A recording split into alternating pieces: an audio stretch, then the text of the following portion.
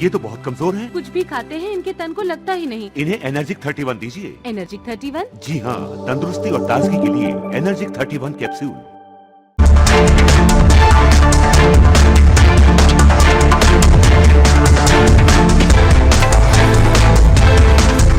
नमस्कार, मैं हूं सैयद सुहेल और आप देख रहे हैं आपका नंबर 1 शो ये भारत की बात है। उम्मीद करते हैं आप सभी पूरी तरह से फिट होंगे और बहुत बहुत सेहतमंद होंगे। आइए आपको बताते हैं आज ये भारत की बात है मैं आपके लिए क्या है खास। सबसे पहले आज और आइए शुरुआत करने जा रहे हैं आज की पहली बड़ी खबर के साथ। और पहली बड़ी खबर है सैफ अली खान पर जो हमला हुआ, क्या उससे पहले शाहरुख खान निशाने पर थे? क्या शाहरुख खान के ऊपर कोई हमला हो सकता था? सैफ से पहले शाहरुख के घर की रेकी की गई, ऐसा दावा किया जा रहा। तस्वीरें में दिखाऊंगा आपको शाहरुख खान क्या टारगेट पर थे। तस्वीर दिखाऊंगा जो सीसीटीवी आया है, सीढ़ी लगाकर शाहरुख के घर घुसने की कोशिश। यह तस्वीर आप देख रहे हैं, यही वो हमलावर है। दावा यह भी किया जा रहा है यही हमलावर था, यही शाहरुख के घर भी गया था, इसी ने शाहरुख के घर भी सीढ़ी लगाई, यह दावा किया जा रहा है। लेकिन अगली तस्वीर देखिए जरा, यह है शाहरुख खान का घर। शाहरुख खान का घर मन्नत। शाहरुख खान यहीं से अपने फैंस से मुलाकात करते हैं जब फैंस उनके घर के बाहर आते हैं। यह उनके घर का फ्रंट लुक है। अगली तस्वीर देखिए जरा, दावा है इस पीछे के एरिया से शाहरुख के घर में घुसने की कोशिश थी। यह उनके घर का बैक एरिया है, बैक साइड है, यहीं पर सीढ़ी लगाई और उसका सीसीटीवी मैं आपको दिखाऊं। अगली तस्वीर देखिए जरा, यह आप देख रहे हैं ये कटीले तार लगे हुए हैं। सीसीटीवी में एक शख्स नजर आ रहा है कपड़ा बांधे हुए, ठीक उसी तरह जैसे एक शख्स पहुंचा था सैफ अली खान के घर। देखिए ये दावा है मन्नत के पीछे का हिस्सा है, बैक साइड एरिया, जहां उसी तरह गमछा बांधे हुए एक शख्स नजर आ रहा है जो सीढ़ी लगाता है और पीछे से चढ़ने की कोशिश करता है, यह दावा किया जा रहा है। तो क्या सैफ से पहले शाहरुख खान टारगेट पर थे? क्योंकि सैफ पर बेरहमी से चाकू से हमला किया, वो चाकू सामने आ गया। यह है वो चाकू।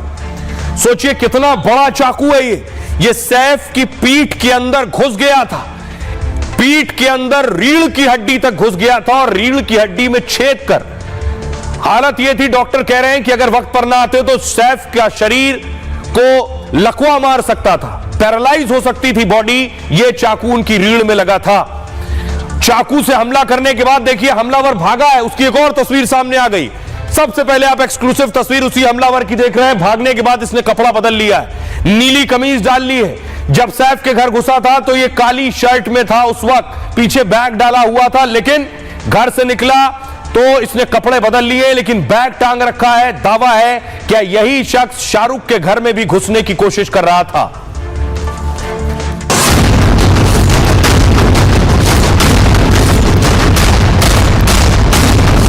आई थिंक हम सब बहुत ही शॉक थे जो हुआ उसके साथ।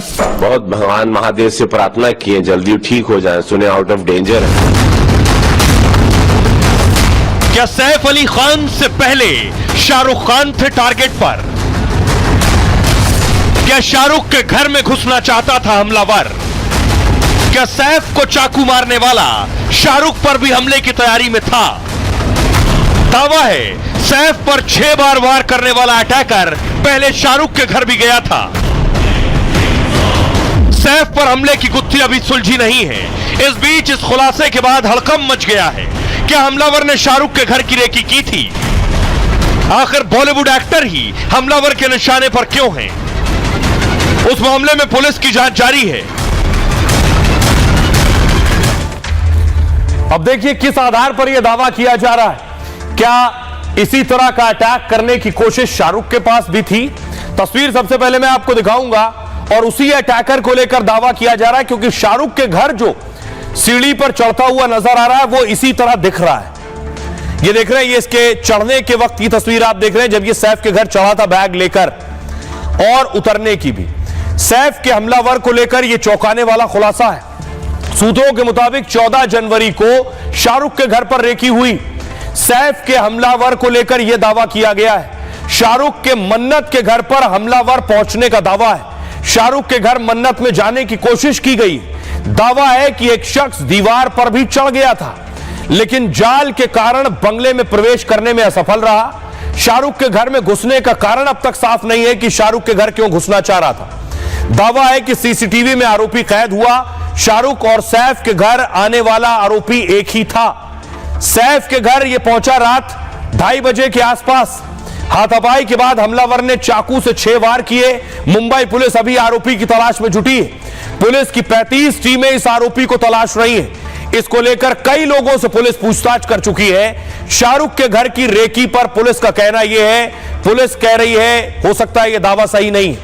14 जनवरी की रात 2:42 पर यह आरोपी पहुंचा था शाहरुख के घर। सोचिए, 14 तारीख को शाहरुख के घर पहुंचा था और रात का वक्त 2:42 था। सैफ के घर भी आधी रात पहुंचा।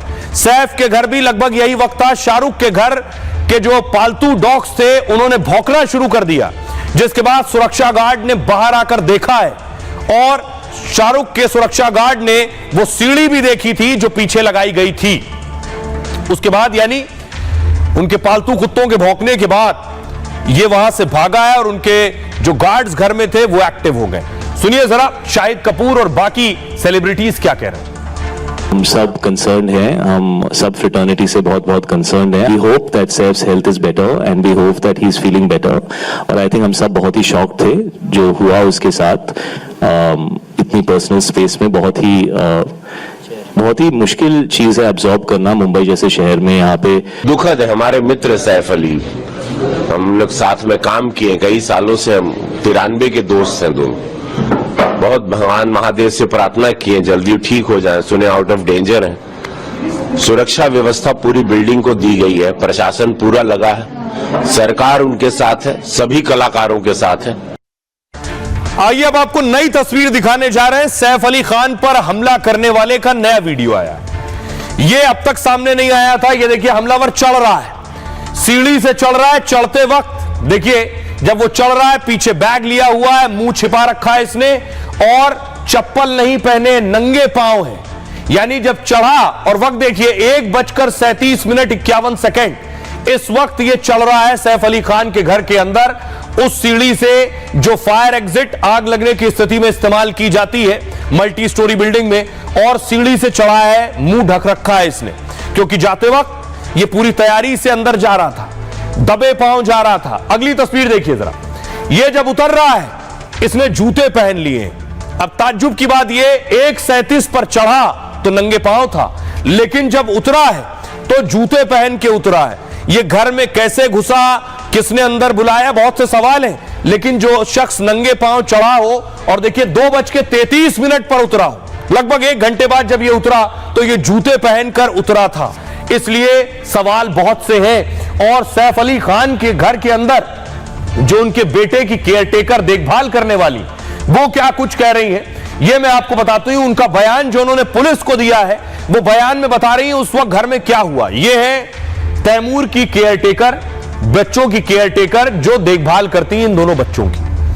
तैमूर और जे की केयरटेकर ने अपना बयान दर्ज कराया है, क्योंकि सबसे पहले हमलावर को इन्होंने ही देखा, उसने इनके ऊपर ही हमला किया।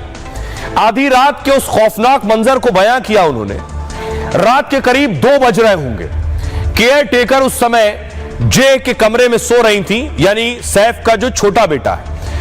उन्होंने कहा, जब मुझे फ्लोर पर किसी के चलने की आवाज आई, मुझे लगा शायद करीना मैम बच्चों को देखने आई हैं, लेकिन मुझे गड़बड़ लगा। मैंने जैसे ही उठकर देखा, वहां कोई और शख्स खड़ा हुआ था जिसमें तैमूर और जे सो रहे थे उस कमरे में।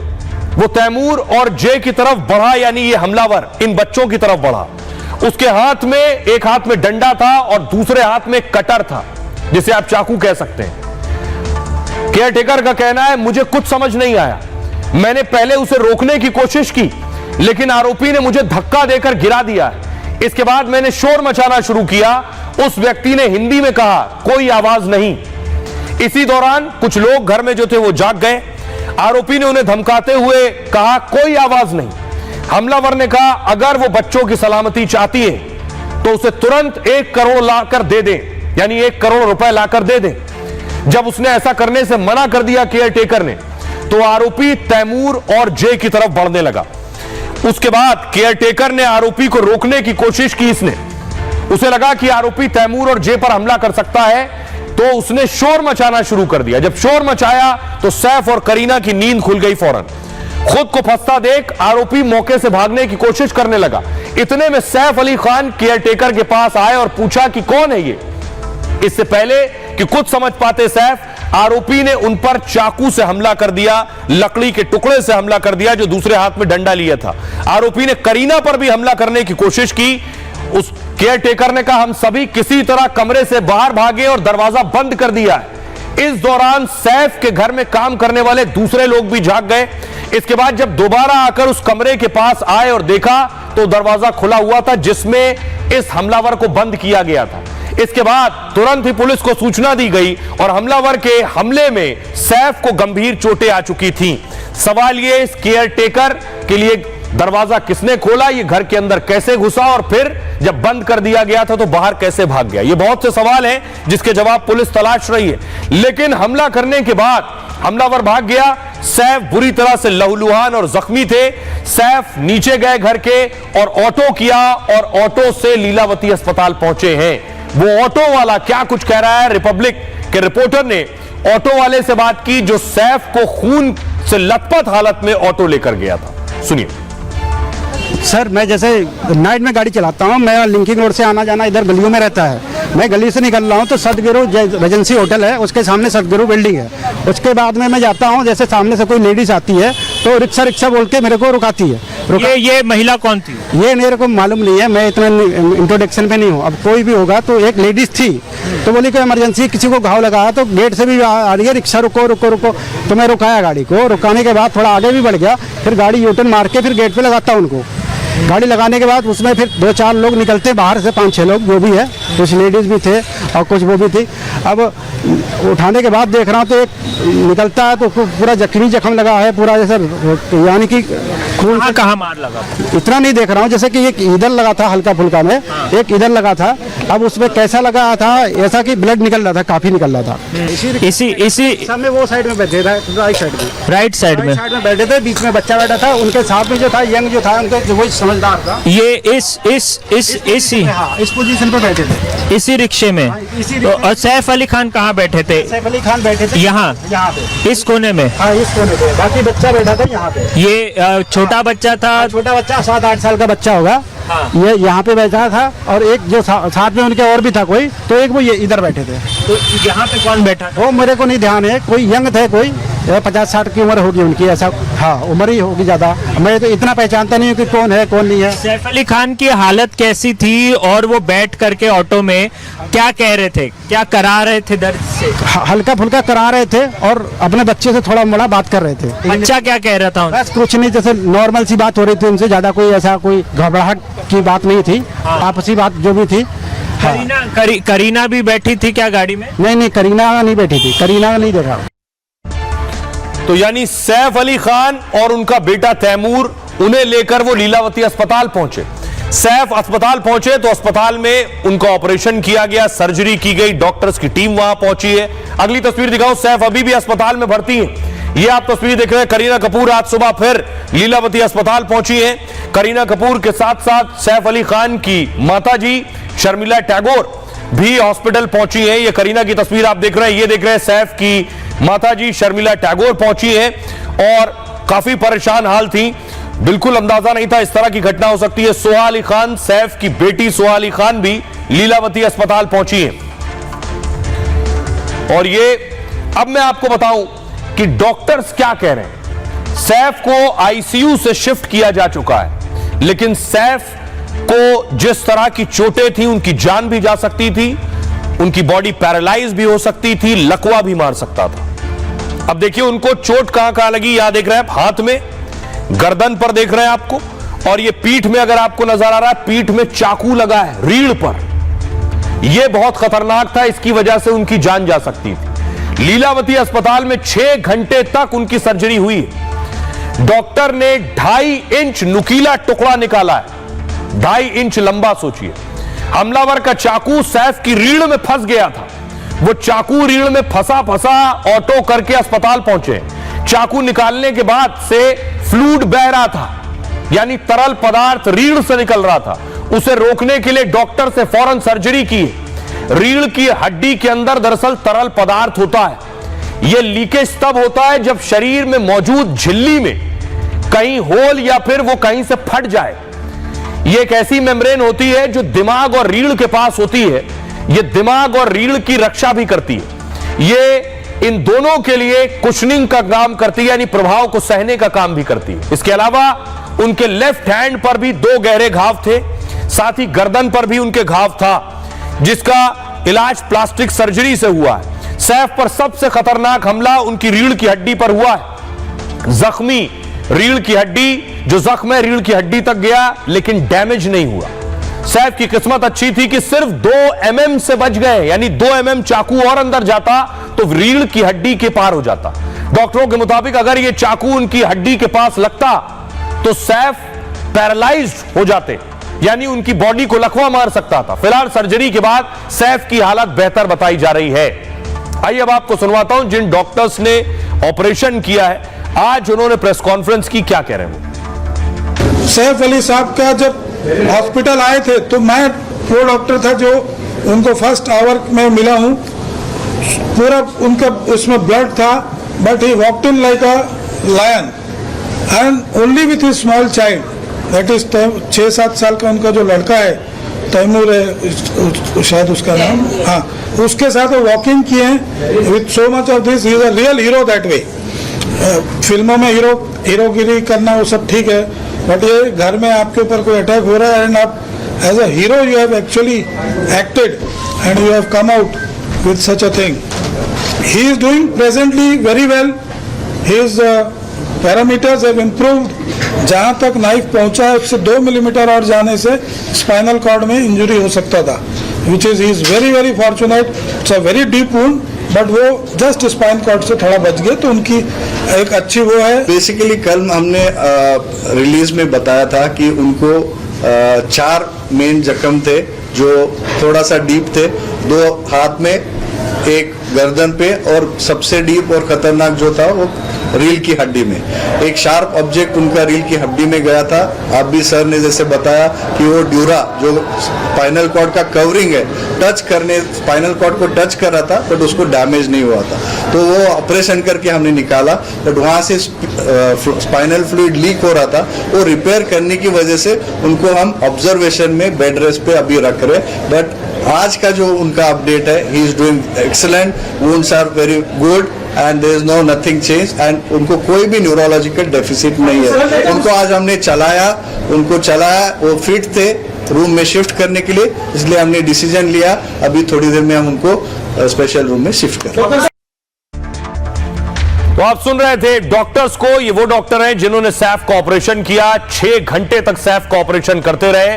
पुलिस इन्वेस्टिगेशन कर रही है, जांच कर रही है। बड़ी खबर इस बीच आ रही है, आपको बता दें, बड़ी खबर यह है कि करीना कपूर का बयान दर्ज किया है। सैफ मामले से जुड़ी बड़ी खबर है। लगभग 30 से 35 टीमें पुलिस ने बनाई है। पुलिस चप्पा चप्पा तलाश रही है, इस वक्त हमलावर को तलाश रही है। सैफ की पत्नी करीना कपूर का बयान दर्ज किया है मुंबई पुलिस ने।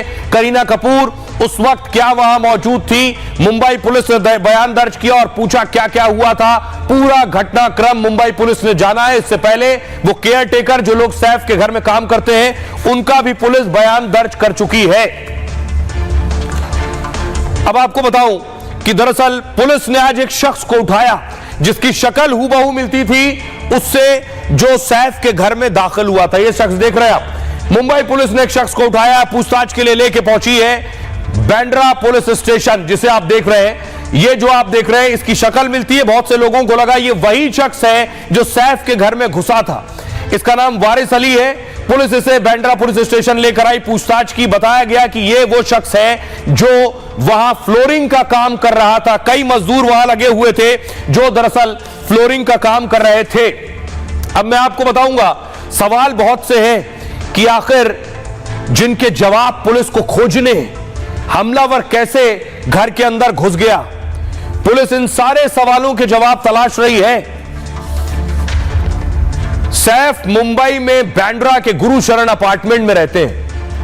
रात के करीब 2 बजे हमलावर सैफ के घर में घुसता है। हमलावर सैफ के छोटे बेटे जहांगीर के कमरे तक पहुंच गया। सोचिए, इसको लेकर कई सवाल खड़े हो रहे हैं। सवाल है, आखिर कैसे कोई बेरोक टोक सैफ के घर तक पहुंच गया। सैफ गुरुशरण अपार्टमेंट की 12वीं मंजिल पर रहते हैं। सुरक्षा गार्ड ने न आते समय उसे रोका, ना ही हमले के बाद जाते वक्त रोका। पहली नजर में सुरक्षा में यह बड़ी चूक है।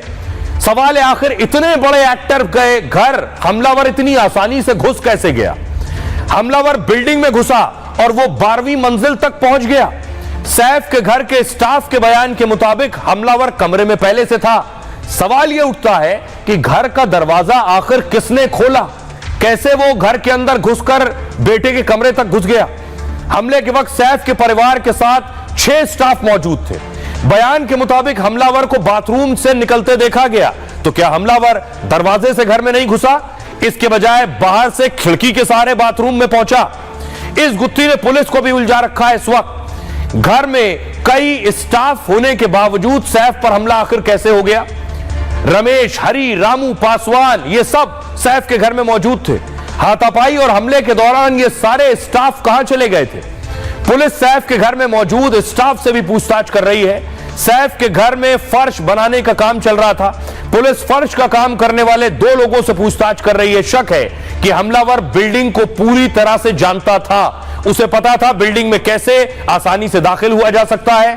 कारपेंटर का काम करने वाले ठेकेदार को भी पुलिस ने बुलाया है। तो इन सारे सवालों के जवाब पुलिस को अभी तलाशने हैं। अब आपको सुनवाता हूं जिस शख्स को पुलिस उठाकर लाई पूछताछ के लिए, उसकी पत्नी क्या कह रही है, सुनिए।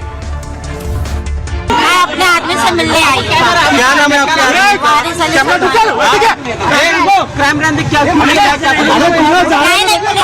पुलिस नहीं आई। उनके मैनेजर फोन करके मेरे आदमी को घर पे फोन किया तो बुलाए गए क्या पूछताछ के लिए। किस मामले में ये नहीं पता मुझे, खुद को नहीं पता। हस्बैंड वहाँ पे क्या काम करते हैं? काम चालू किए थे।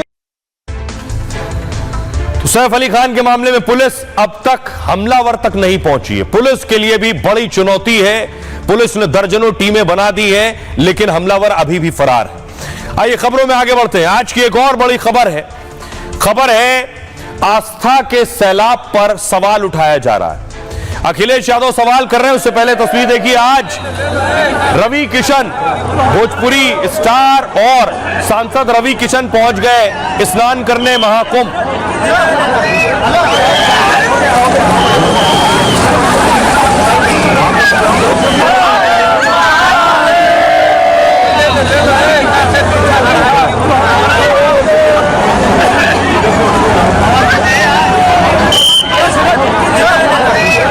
और दूसरी तरफ अखिलेश यादव सवाल उठा रहे हैं योगी आदित्यनाथ की सरकार और उनके आंकड़ों पर। अखिलेश सवाल पूछ रहे हैं, अगली तस्वीर में दिखाऊं। अखिलेश कह रहे हैं ये जो भीड़ आ रही है, ये भीड़ के आंकड़े फर्जी है। झूठ बोला जा रहा है कि इतने लोग आ रहे हैं, बल्कि आंकड़े कहां से आ रहे हैं वो कह रहे हैं करोड़ों लोग आ ही नहीं रहे। ट्रेनें तो खाली चल रही है, बस तो खाली चल रही है, लोग आ नहीं रहे। आंकड़े झूठे बताए जा रहे हैं।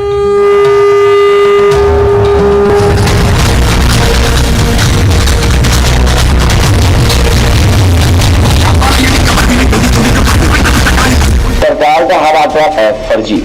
कुछ ट्रेनें खाली आ रही हैं, सुनने में आया गोरखपुर वाली खाली ट्रेन नहीं है पूरी, और नहीं मानता ये वीडियो दिखा सकता हूं मैं आपको। ये बात मोटी मोटी मान लीजिए कि बीजेपी का हर आंकड़ा फर्जी है।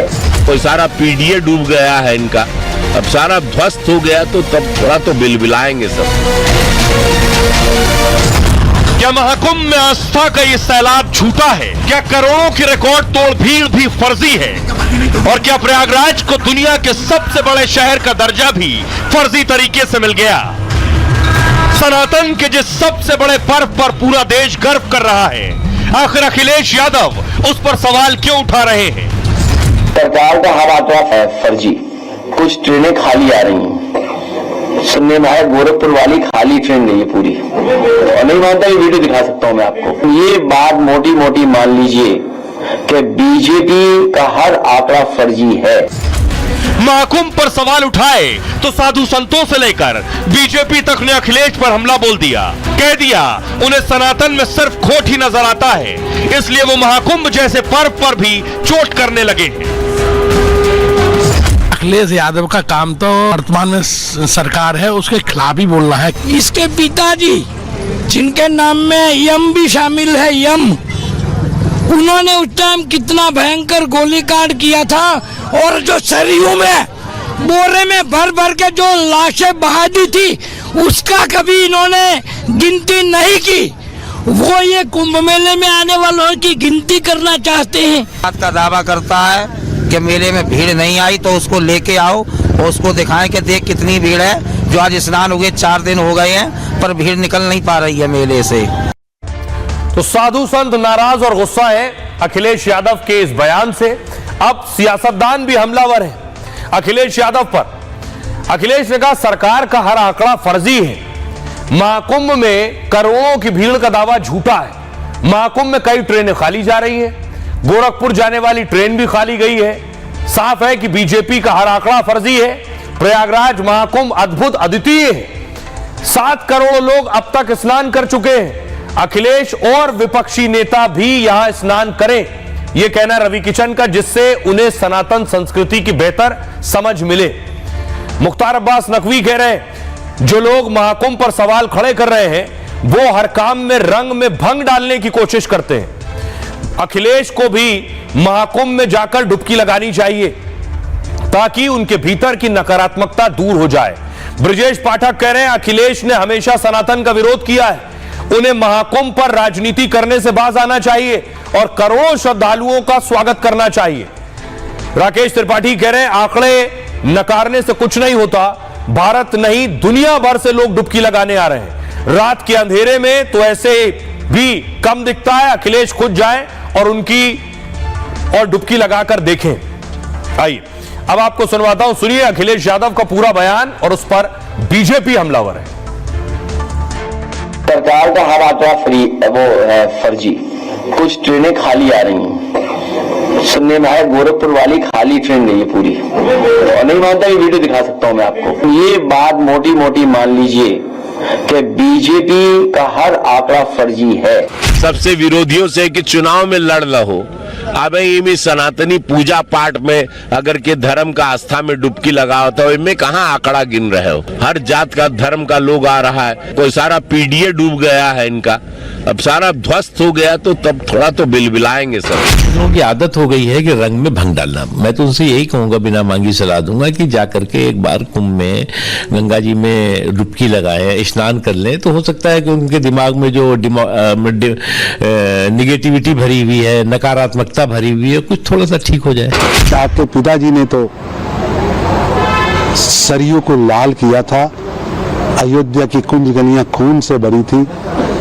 ये सनातन विरोधी, राम विरोधी, हिंदू विरोधी जो मानसिकता है वो सपा सहित इंडी गठबंधन के सभी नेताओं के मस्तिष्क में है। श्री राम जन्मभूमि का अपमान करते हैं, अब देश इन्हें बर्दाश्त नहीं करता। अखिलेश जी सिर्फ हर चीज पे टिप्पणी नहीं करना चाहिए, माननीय अखिलेश जी को खुद जाना चाहिए, वहाँ महाकुंभ में लोगों की सेवा करना चाहिए। बाहर से लोग आ रहे हैं जिनको असुविधा हो रही है, उनको सुविधा देने का काम करना चाहिए, और हर पार्टियों को। तो ये दूर खड़े होकर के सिर्फ टिप्पणी करने से हमें लगता है ठीक बात नहीं है।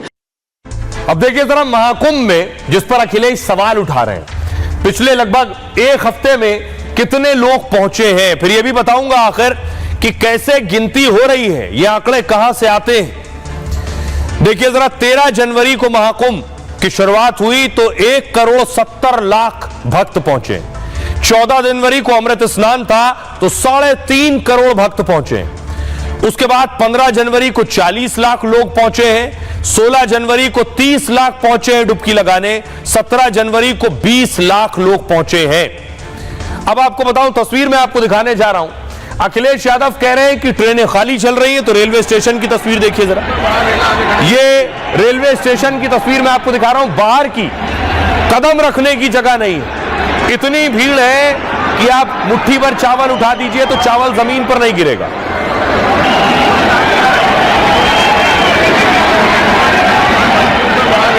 ये प्रयागराज रेलवे स्टेशन की तस्वीर है, लेकिन अखिलेश कह रहे हैं कि ट्रेनों में भीड़ नहीं है। अगली तस्वीर देखिए जरा, ये उस दिन जिस दिन अमृत स्नान हुआ उस दिन की तस्वीर है। क्या इसमें भीड़ नहीं दिख रही है? क्या ये लोग नहीं है?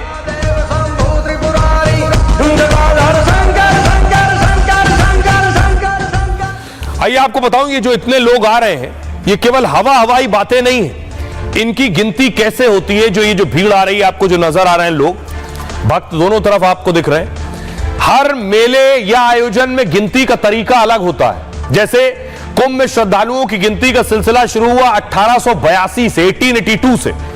तब रास्ते में लगे बैरियर, ट्रेन की टिकट की गिनती मुख्य आधार होती थी कि बैरियर लगा, इतने लोग निकले तो अंदाजा लगाया गया ट्रेन की कितनी टिकट बिकी। इस तरह 1882 में 10 लाख श्रद्धालुओं के पहुंचने का अनुमान था। भीड़ बढ़ने लगी तो लोगों को गिनने के तरीके भी बदलते चले गए और बढ़ाए गए तरीके। भीड़ का अंदाजा नाव, ट्रेन, बस, निजी गाड़ियों से लगाया जाने लगा। इसके साथ ही साधु संत और अखाड़ों के लोगों की भी गिनती हुई। लेकिन अब भीड़ लाखों नहीं करोड़ों में है, तो गिनती का तरीका भी बदल गया, हाईटेक हो गया है। आर्टिफिशियल इंटेलिजेंस और सीसीटीवी की मदद से गिनती हो रही। अकेले मेला क्षेत्र में 200 जगहों पर अस्थायी सीसीटीवी लगाए गए। पूरे प्रयागराज में 268 जगह पर 1100 से ज्यादा खास कैमरे लगे हुए। पार्किंग स्थल, स्टेशन के बाहर भी सीसीटीवी कैमरों का इंतजाम है। आर्टिफिशियल इंटेलिजेंस और सीसीटीवी कैमरों से आने वाले लोगों का विश्लेषण होता है। इस तरह रोज महाकुंभ में आने वाले श्रद्धालुओं की गिनती की जाती। भक्तों की भीड़ का आंकड़ा सैटेलाइट से भी जमा किया जाता है और फिर दोनों आंकड़ों की जांच कर गिनती जारी होती है। 5 दिन में ही 7 करोड़ से ज्यादा श्रद्धालु पहुंच चुके हैं और अनुमान यह है कि महाकुंभ में 45 करोड़ लोग आएंगे। तो एआई के जरिए इसका आकलन किया जाता है। अब जरा लोगों को सुनिए जो महाकुंभ में आ रहे हैं, उनसे जब पूछा गया कि अखिलेश यादव तो कह रहे हैं ये भीड़ फर्जी है, तो सुनिए लोग क्या कह रहे हैं। कि अखिलेश यादव कह रहे हैं ट्रेनों में बिल्कुल खाली आ रही है, कोई भीड़ नहीं है। हम तो ट्रेन से सफर करके देख ले, जो ऐसा बोल रहा है तो गड्डी से पता नहीं लगेगा कि भीड़ कितनी। बकवास एकदम। यहाँ एक बार वो आए और दिन में बैठे रहे तो पता लग जाएगा ट्रेनों में। यहाँ से आए लोग, अभी ट्रेन से तुरंत उतरे लोग, तो इतना भीड़ है, इतना भीड़ की क्या बताए लोग। सिवान जिला से आए हैं लोग, बहुत भीड़ है। फ्लॉप शो अखिलेश यादव बता रहे, कह रहे कि कुंभ फ्लॉप है। नहीं, फ्लॉप नहीं है, ये झूठ बोला जा रहा है। ये आप सभी देख रहे हैं, न्यूज पे दिखाया जा रहा है, फ्लॉप कुछ नहीं है। भले कह रहे कुंभ स्पेशल है, हमको तो पैर रखने की जगह नहीं मिली और वापस हम लौट आए और बस में बहुत ज्यादा दुगना तिगुना किराया देकर के हम यात्रा कर रहे हैं। तो स्टेशन से उतरो तो 1 घंटे में बाहर आओ, इतनी भीड़ है ट्रेनों में। और यहाँ जनता ही देख लो आप, यहाँ देखो लोग बागी नजर आएंगे, बाहर से आ रहे हैं सब जगह से। सिक्योरिटी का ख्याल रखा जा रहा है, व्यवस्था है, किसी को कोई तंगी है नहीं है। हम तो 2 दिन से यहाँ आए, हमें कोई तंगी नहीं है, हमें कोई परेशानी नहीं आई, तो किसको आई? किसी एक आम आदमी को नहीं आई तो किसी को नहीं आई। कैसे कह रहे हैं आप? वो उनके जो समर्थक हैं उनको उत्साह दिलाने के लिए वो ऐसा बोल रहे हैं। बाकी यहाँ पे जितने लोग भी आ रहे हैं उनका अनुभव बहुत अच्छा है और मैं सभी से आग्रह करता हूँ कि एक बार यहाँ पर जरूर आए। तो बात महाकुंभ की हो रही है, तो उनकी बात जो महाकुंभ के दौरान सुर्खियों में आई, यानी हर्षा, वो वायरल साध्वी जिनको लेकर पूरे देश में बात होने लगी कि आखिर वो सुंदरी कौन है जो महाकुंभ में है, साध्वी के रूप में है। तो उनकी रील सामने आ गई कि वो रील बनाती थी, पहले वो होस्ट भी करती थी, एक्टर भी खुद को कहती है। उनकी एक और तस्वीर आई, अगली तस्वीर मैं आपको दिखाऊं। फिर वो उस रथ पर सवार थी जो साधु संतों का रथ था, वो भी खबरों में आया। लेकिन सवाल उठे कि उन्हें रथ पर क्यों बिठाया गया, रथ पर क्यों बिठाया गया। अगली तस्वीर देखिए। अब सवाल उठे तो हर्षा की रोते हुए तस्वीरें आ गई। जो साध्वी थी वो रो रही। लोगों ने मुझे ही धर्म से जोड़ने का मौका नहीं दिया, संस्कृति में रमने का मौका। आनंद स्वरूप जी है, इनको पाप जरूर इस चीज का लगेगा।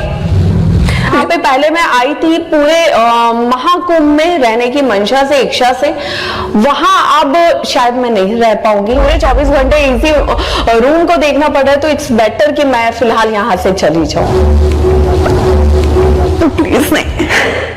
आइए अब आपको बताऊं कि आखिर हर्षा क्यों रो रही है। महाकुंभ की सबसे चर्चित साध्वी फूट फूट कर रोने लगी। हर्षा रिछारिया ने कहा वो एक टेंट में कैद होकर रह गई हैं और वो जल्द ही महाकुंभ प्रयागराज भी छोड़ देंगी। महाकुंभ की शुरुआत के साथ ही हर्षा चर्चा में आ गई थी। कहा यह गया कि महाकुंभ में एक मॉडल साध्वी बन गई। भोपाल की रहने वाली हर्षा के पिता ने इस पर सफाई दी। कहा हर्षा ने अभी दीक्षा ली है और संन्यास नहीं लिया। हर्षा साध्वी नहीं है, हम तो उनकी शादी करने वाले हैं। इधर परिवार का बयान आया और उधर हर्षा पेशवाई के रथ में दिखी।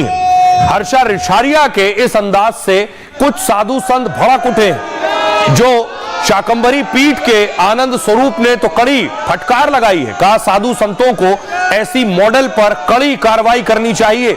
संतों के कड़े रुख से हर्षा ने महाकुंभ छोड़ने का फैसला किया।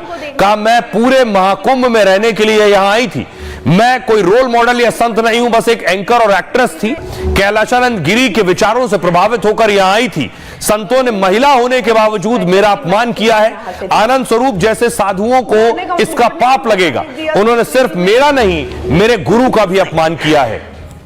आइए आपको सुनवाता हूं, सुनिए जरा क्या कुछ कह रही है हर्षा और आनंद स्वरूप। जब मैंने कुछ वीडियोस देखे, एक नाम जो अपने दिमाग से नहीं हटा पा रही हूँ, वो नाम है आनंद स्वरूप जी का। जो भी आप मेंटल कंडीशन देख रहे हो या जो आप बोल रहे हो कि चेहरे की जो चमक और मुस्कुराहट है वो कहीं ना कहीं गायब हो गया, उसका सबसे बड़ा रीजन वही है। आज वो खुद को साधु संत बोलते हैं और कोई काली सेना चलाते हैं, जो भी है। मुझ पे आरोप लगा रहे हैं, वो मेरे परम पूज्य गुरुदेव पे आरोप लगा रहे हैं, लेकिन वो खुद शादीशुदा है, उनकी वाइफ है, उनके 2 बच्चे हैं जिनको वो सबसे छुपा के रखते हैं। तो हमें तब किसी पे आरोप लगाना चाहिए जब हम खुद सही हो। इतनी ऊंची बातें कर रहे हैं तो कैसे युवा धर्म से जुड़ना चाहेगा? कुछ लोगों का ये भी कहना है कि इन्होंने कैसे भगवा चोला ओढ़ा हुआ है, ये कैसे साध्वी है। पहली चीज मैंने क्लियर बोला हुआ है, मैं साध्वी नहीं हूँ, बिल्कुल नहीं हूँ। मैं यहाँ पे 30 दिन का सोच के आई थी कि एटलीस्ट 30 डेज मैं यहाँ रहूंगी। इन बवालों की वजह से, इन झूठे आरोपों की वजह से मुझे 3 दिन में ही ये महाकुंभ छोड़ के जाना पड़ रहा है। तुम्हारी जैसी कई लाख लड़कियां आई हुई हैं, मैंने किसी को कुछ नहीं कहा। आचार्य के रथ पर सवार होकर के मीडिया को बाइट दे रही थी कि मैं 2 साल से इस जीवन में हूं, तो तुमको रोकना मेरा कर्तव्य है। कोई इस पे बुरा मानने की आवश्यकता नहीं है, लेकिन फिर भी तुमको बुरा लगा तो बुरा लगने दो। और मैं ऐसे काम और भी कोई करेगा तो उसके साथ भी करूंगा, ये पक्का है। दूसरी तरफ एक और बाबा आए थे, आईटी बाबा। वो बाबा भी गायब हो गए। ये जिन्हें आप देख रहे हैं, जिन्होंने आईटी से इंजीनियरिंग की, उसके बाद साधु बन गए, महाकुंभ में पहुंचे, बहुत चर्चा में आया। ये भी कहा गया मोटी नौकरी सैलरी वाली छोड़कर आए हैं, लेकिन ये बाबा अभी महाकुंभ में नहीं है, वहां से गायब है। तो सवाल है गए कहां? देखिए महाकुंभ में चर्चित आईटी वाले बाबा ने आश्रम छोड़ दिया है। वो अब कहां है किसी को जानकारी नहीं है इस बात की। खबर यह है कि माता पिता उन्हें खोजते हुए आश्रम पहुंचे, लेकिन तब तक आईटी वाले बाबा वहां से जा चुके थे, यानी इनके मां बाप इन्हें खोज रहे थे। आईटी वाले बाबा का असली नाम अभय सिंह है। हरियाणा के रहने वाले अभय ने आईआईटी बॉम्बे से पढ़ाई की। स्पेस इंजीनियरिंग करने के बाद कनाडा में लाखों की नौकरी की और अध्यात्म की ओर झुकाव हुआ तो घर परिवार छोड़ दिया और संन्यास लेकर जूना अखाड़े में शामिल हो गए। महाकुंभ में आईटी वाले बाबा शुरू से सुर्खियों में थे। अभय सिंह लगातार बयान और इंटरव्यू दे रहे थे। खबर यह है कि उनकी बातों से अखाड़े के साधु नाखुश थे। दावा यह भी है कि अभय सिंह के नशे में होने की खबर मिली, इसके बाद उन्हें आश्रम छोड़ने को कहा गया है। अब आपको बताऊं, उनके परिवार वाले उन्हें ढूंढ रहे थे। परिवार वाले ढूंढते हुए पहुंचे महाकुंभ में और वहां पहुंचने के बाद दरअसल बेटा उन्हें नहीं मिला। तो आखिर वो कहां गया? सुनिए जरा क्या कुछ कह रहे हैं उनके पिताजी। हरियाणा में झज्जर जो जिला है, तो स्कूलिंग वगैरह वहाँ से हुई। फिर उसके बाद पढ़ाई के लिए जैसे जेई वगैरह एग्ज़ाम की तैयारी की, तो तैयारी करने के बाद फिर मुंबई गए, IT Mumbai, aerospace engineering. Aerospace engineering के बाद वही उसको ऐसे समझ में आया कि ये आधा अधूरा ही है, कि इससे तुमको क्या मिलेगा। मतलब तुम्हारे पास यही सवाल नहीं आया कि मृत्यु के बाद क्या होना है मेरा, और ये मैं जन्म से पहले क्या था, मैं कुछ था कि नहीं था। तो इस सवाल के बारे में तो सोचोगे ना। तो प्रेशर तो उसके ऊपर मैं डाल ही नहीं सकता, क्योंकि आईआईटी कर रखी थी, 34 साल की उम्र हो गई। दिल में ऐसा लगता है कि स्टेज पर जाने के बाद में हमारी बात मानने वाला वो है नहीं। अब उसकी माँ ये कह रही थी कि बेटा आ जा गृहस्थी में और परिवार में संभाल ले, तो उसने कहा कि मैं सन्यासी के बाद बनने के बाद में तो यह बात बनेगी नहीं। अब भी मैंने एक वीडियो देखी थी, उसमें भी उसने ये कह रखा था कि भाई मैं ना गुरु बनाऊंगा ना चेला बनाऊंगा, मैं अपने हिसाब से जिंदगी जीऊंगा। तो उसने तो फैसला ले लिया तो ले लिया। अब आपको दिखाऊं कि इस बीच एक और बाबा सुर्खियों में। यह तस्वीर आप देख रहे हैं व्यासानंद गिरी की। व्यासानंद गिरी अमेरिका से आए हैं, वहां उनके पिता कमांडर रहे हैं अमेरिका में।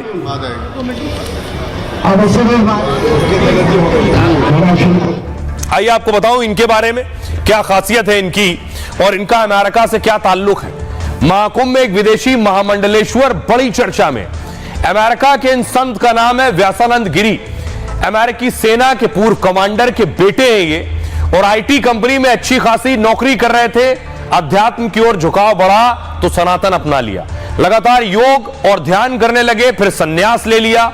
महाकुंभ में निरंजनी अखाड़े से जुड़े हैं। 2013 में उन्होंने स्वामी कैलाशानंद से दीक्षा ली थी, तब संतों ने उनका नाम टॉम से व्यासानंद रखा। 30 संतों की मौजूदगी में उनका पट्टाभिषेक किया गया, यानी उन्हें महामंडलेश्वर की उपाधि दी गई।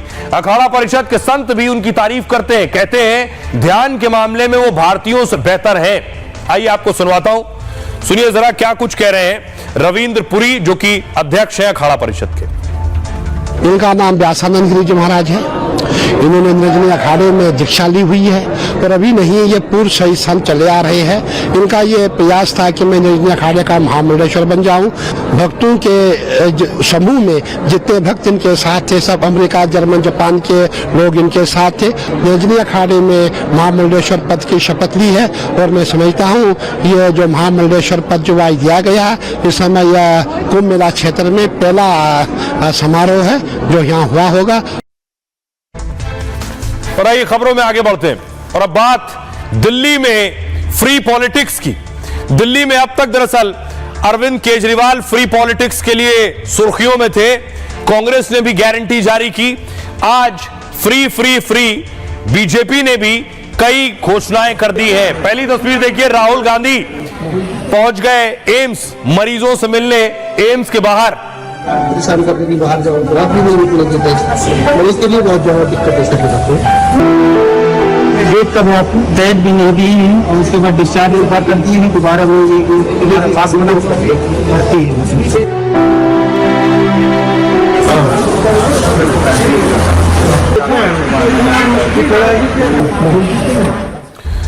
लेकिन राहुल गांधी एम्स बेवजह नहीं गए। दिल्ली में चुनाव है इसलिए उन्हें एम्स की याद आई।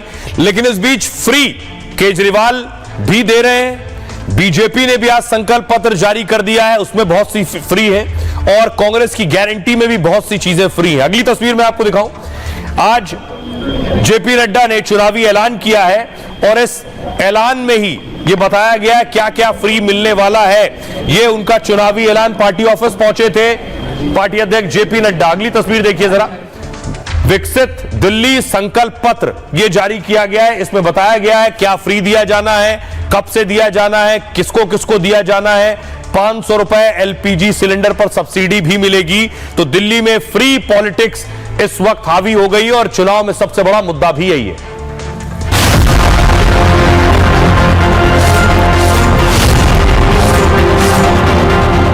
दिल्ली वालों को डरा रहे हैं कि बीजेपी आएगी तो ये बंद हो जाएगा, लेकिन मैं दिल्ली वालों को विश्वास दिलाने आया हूं, भाजपा सरकार में दिल्ली में जनहित की कोई योजना बंद तो नहीं होगी।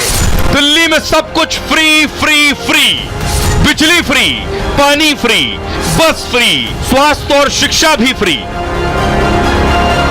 केजरीवाल ने दिल्ली में रेवड़ी कल्चर की नींव रखी, बीजेपी ने इसे और आगे बढ़ा दिया। दिल्ली में बीजेपी ने अपने संकल्प पत्र में फ्री की घोषणाओं की छड़ी लगा दी है। पार्टी ने गरीबों, महिलाओं, बुजुर्गों सबके लिए एक से एक वादे किए हैं। भारतीय जनता पार्टी का ट्रैक रिकॉर्ड इस प्रकार से बना है कि जो कहा था वो किया है और जो नहीं कहा था वो भी करके दिया है। कि मोदी की गारंटी यानी गारंटी पूरी होने की गारंटी कि महिला समृद्धि योजना के तहत प्रति माह 2500 रुपए महिलाओं को दिया जाएगा और महिला समृद्धि योजना फर्स्ट कैबिनेट मीटिंग में पारित किया जाएगा। बीजेपी का ऐलान केजरीवाल की मुश्किल बढ़ा रहा है। फ्री के सहारे सत्ता में रहने और लौटने की जुगत में लगे केजरीवाल परेशान हैं, क्योंकि बीजेपी ने उन्हीं के हथियार से उन्हीं पर वार कर दिया। इन रेवड़ियों को बांटने के लिए उन्होंने प्रधानमंत्री जी से अप्रूवल ले ली है। क्या इस पे प्रधानमंत्री जी की सहमति है? आज भारतीय जनता पार्टी के राष्ट्रीय अध्यक्ष ने ऐलान किया है कि हम भी केजरीवाल की तरह फ्री की रेवड़ी देंगे। तो सवाल यह है, क्या फ्री के सहारे दिल्ली की सत्ता पाना जायज है? सवाल यह भी, अगर फ्री की घोषणाओं से सत्ता मिलेगी तो दिल्ली का क्या होगा? बोझ किस पर पड़ेगा?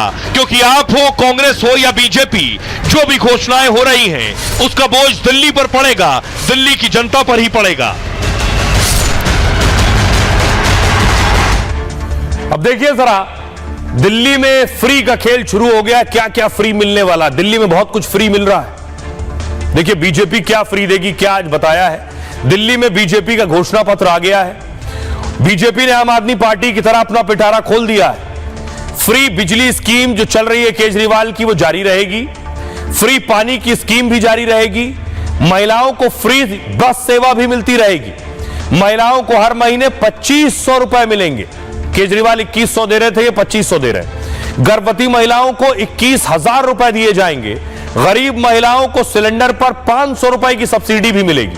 होली दिवाली पर एक सिलेंडर मुफ्त भी मिलेगा। गरीब बुजुर्गों को 10 लाख रुपए तक मुफ्त इलाज। 60 से 70 साल के बुजुर्गों को 2500 रुपए पेंशन मिलेगी। 70 साल के ऊपर के बुजुर्गों को 3000 रुपए मिलेंगे। विधवा और दिव्यांगों को भी 3000 रुपए मिलेंगे और झुग्गियों में 5 रुपए में पौष्टिक भोजन मिलेगा। केजरीवाल की योजना क्या है?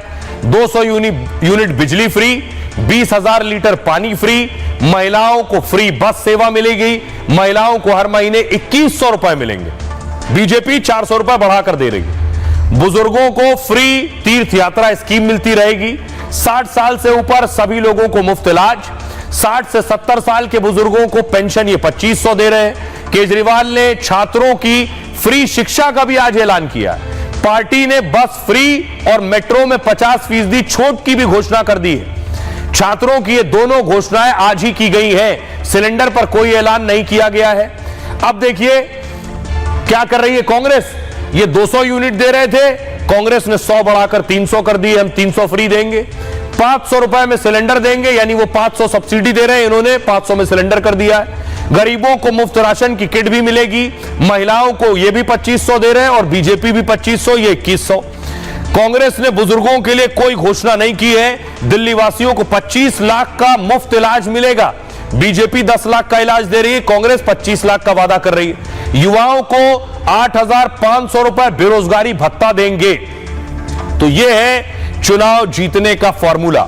सुनिए जरा क्या कुछ कह रहे हैं बीजेपी अध्यक्ष जेपी नड्डा और मुख्यमंत्री अरविंद केजरीवाल। भारतीय जनता पार्टी का ट्रैक रिकॉर्ड इस प्रकार से बना है कि जो कहा था वो किया है और जो नहीं कहा था वो भी करके दिया है। मोदी की गारंटी यानी गारंटी पूरी होने की गारंटी। समृद्धि योजना के तहत प्रति माह 2500 रुपए महिलाओं को दिया जाएगा और महिला समृद्धि योजना फर्स्ट कैबिनेट मीटिंग में पारित किया जाएगा। जेपी नड्डा जी ने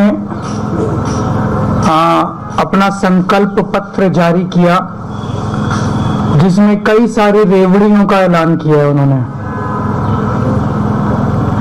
सबसे पहला प्रश्न हमारा उनसे ये है कि क्या इन रेवड़ियों को बांटने के लिए उन्होंने प्रधानमंत्री जी से अप्रूवल ले ली है? तो केजरीवाल बीजेपी से वही सवाल पूछ रहे थे जो बीजेपी उनसे पूछती रही। आइए अब आपको बताता हूं कि जो फ्री पॉलिटिक्स हो रही है इससे क्या होगा। देश भर में फ्री का ट्रेंड चल रहा है। चुनाव जीतने का यह कारगर नुस्खा है। दिल्ली में इस ट्रेंड को आम आदमी पार्टी ने शुरू किया, कांग्रेस ने इसे फॉलो किया, कई ऐलान किए। बीजेपी भी फ्री की सियासत पर उतर आई है, लेकिन सवाल है कि क्या दिल्ली इसे झेल पाएगी? क्या दिल्ली के पास इतने पैसे हैं कि इसे संभाल ले? एक रिपोर्ट के मुताबिक सब्सिडी पर 6 गुना खर्च हो रहा, बढ़ गया है खर्च। मतलब फ्री या रियायत पर सरकार का खर्च 6 गुना हो गया है। 2014 से 15 में सब्सिडी पर 1550 करोड़ खर्च हो रहे थे, अब सरकार 11,000 करोड़ रुपए खर्च करती है। हालांकि अब तक सरकार को नुकसान नहीं हो रहा है, अगले साल से आय से ज्यादा खर्च करना पड़ जाएगा। दिल्ली में 30 साल में ऐसा कभी नहीं हुआ, जिसका मतलब है कि सरकार कर्जा लेगी, सरकार कर्ज लेगी तो बोझ जनता पर पड़ेगा, क्योंकि सरकार के 9 विभाग 27 सब्सिडी दे रहे हैं। इनमें बिजली, पानी, बस जैसे अहम खर्च शामिल है। फ्री बिजली 2014-15 में सब्सिडी दी जा रही थी 291 करोड़ रुपए। 24-25 में वो पहुंच गई है 3600 करोड़ रुपए, 3600 करोड़। मतलब 10 साल में सरकार का खर्च 11 गुना बढ़ गया है। सब्सिडी जारी रही तो यह खर्च और आगे बढ़ जाएगा। फ्री पानी 2014-15 में पानी पर 21 करोड़ खर्च हो रहे थे, जो अब बढ़कर 500 करोड़ हो गया है। 10 सालों में 23 गुना बढ़ चुका है ये। फ्री बस 19-20 में 45 करोड़ की सब्सिडी थी, जो 5 साल में बढ़कर 200 करोड़ पहुंच गई है। यह है यहां का हाल। आइए खबरों में आगे बढ़ते हैं। अब आपको लिए चलता हूं तमिलनाडु, जहां से खबर आई है जलीकट्टू महोत्सव में 7 की मौत हो गई है, 400 लोग घायल हो गए। तस्वीर में आपको दिखाऊं, ये आप देख रहे हैं, ये जलीकट्टू है और इसमें 7 लोगों की जान चली गई है।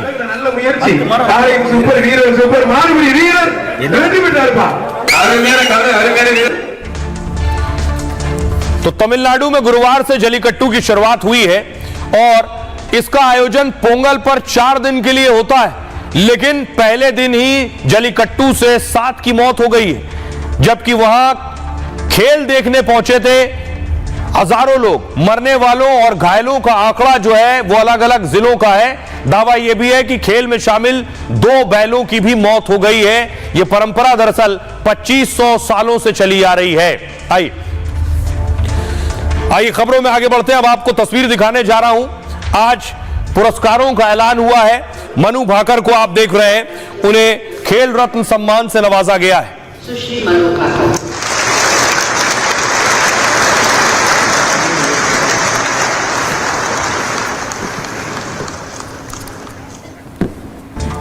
तो मनु भाकर सहित स्टार एथलीटों को आज खेल रत्न से सम्मानित किया गया। आइए सैमसंग गैलेक्सी Z Fold 6 पर गैलेक्सी AI का इस्तेमाल कर नोट असिस्ट से इस खबर को रिकॉर्ड करते हैं और फिर समराइज करते हैं। ओलंपिक में डबल मेडल जीतने वाली शूटर मनु भाकर को खेल रत्न से सम्मानित किया गया। राष्ट्रपति द्रौपदी मुर्मू ने भारतीय ग्रैंड मास्टर डी गुकेश को मेजर ध्यानचंद खेल रत्न पुरस्कार प्रदान किया और हॉकी टीम के कप्तान हरमनप्रीत सिंह और एथलीट प्रवीण कुमार को भी राष्ट्रपति द्रौपदी मुर्मू ने खेल रत्न से सम्मानित किया। राष्ट्रपति भवन में इस कार्यक्रम का आयोजन किया गया।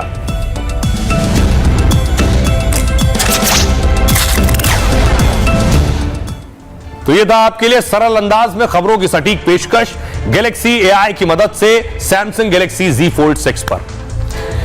बहरहाल ये भारत की बात है में इतना ही। आप अपना और अपनों का बहुत बहुत ख्याल रखिए। अगर आप शो फिर से देखना चाहते हैं या कुछ मिस हो गया है तो YouTube पर देख सकते हैं।